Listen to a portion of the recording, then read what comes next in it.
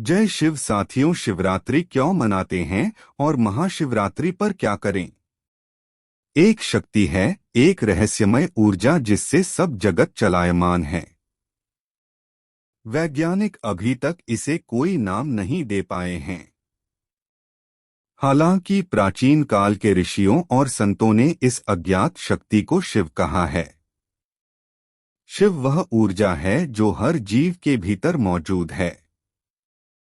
इस ऊर्जा की वजह से ही हम अपनी दैनिक गतिविधियां जैसे सांस लेना, खाना, उठाना, चलना और बैठना कर पाते हैं।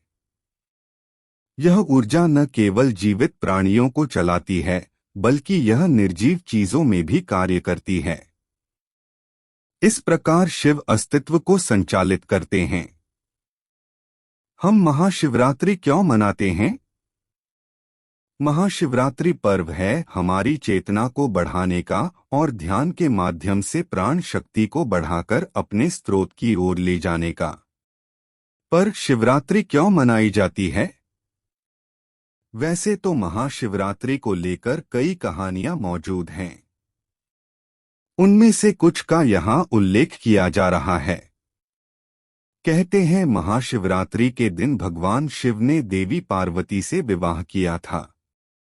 जब देवता और राक्षस अमृत की खोज में समुद्र मंथन कर रहे थे, तब मंथन से विष निकला था और स्वयं भगवान शिव ने विष पीकर उसे अपने कंठ में रोक लिया था, जिस वजह से उनका शरीर नीला पड़ गया था और उनको नीलकंठ भी कहा जाता है।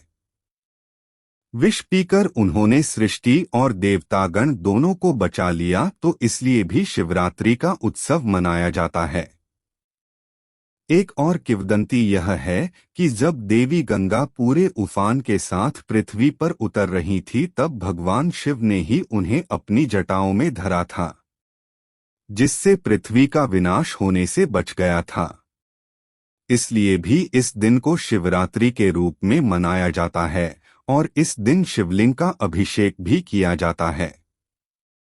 ऐसी मान्यता भी है कि भगवान ने शिवरात्रि के दिन सदाशिव, जो कि निराकार रूप हैं, उससे लिंग स्वरूप लिया था। इसलिए भक्त रात भर जागकर भगवान शिव की आराधना करते हैं। महाशिवरात्रि के दिन क्या करें? महाशिवरात्रि वह दिन है जब हम भगवान शिव की आराधना करते हैं। महाशिवरात्रि के दिन अधिकतर लोग ध्यान, पूजा और शिव भजन गाकर उत्सव मानते हैं। इनमें से कुछ में आप भी भाग ले सकते हैं। एक, उपवास। उपवास से शरीर के हानिकारक पदार्थ बाहर निकल जाते हैं और शरीर की शुद्धि होती है, जिससे मन को शांति मिलती है। जब मन शांत होता है, तब वह आसानी से ध्यान में चला जाता है।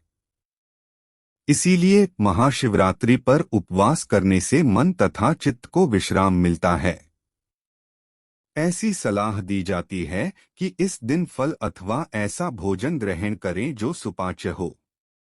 महाशिवरात्रि उपवास के बारे में और अधिक जानें। 2, ध्यान।